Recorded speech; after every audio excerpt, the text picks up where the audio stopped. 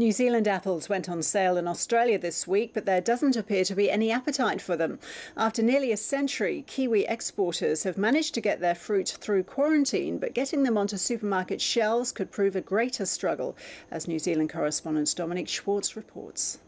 It's been 90 years in the making. Sending apples to Australia for us is like winning the World Cup. And the next World Cup, Richie, this is for you. But winning the Rugby World Cup might be easier for New Zealand than getting Australians to eat Kiwi apples. We don't want them on the stand because we've got plenty of Australian apples and that's what we want, local grown apples. Hawke's Bay producer-exporter Apollo Apples is testing the waters, taking a crate of its finest to Sydney, Brisbane and Melbourne. To be on the tarmac with the fruit being loaded, wonderful experience. Biosecurity Australia may have given the green light to New Zealand apples, but Australia's big retailers as yet have not. Both Coles and Woolworths say they have no plans or desire to sell Kiwi apples. At the Sydney produce market, the first New Zealand imports are barely getting a bite.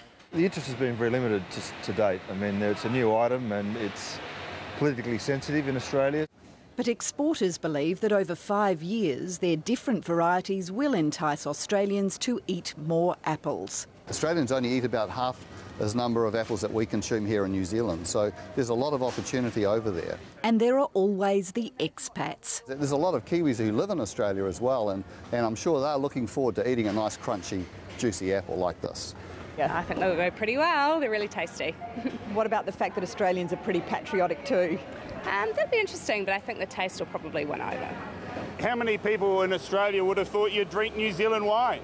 But now you've tasted Sauvignon Blanc. It's a different taste profile and it's now one of the most popular wines in Australia.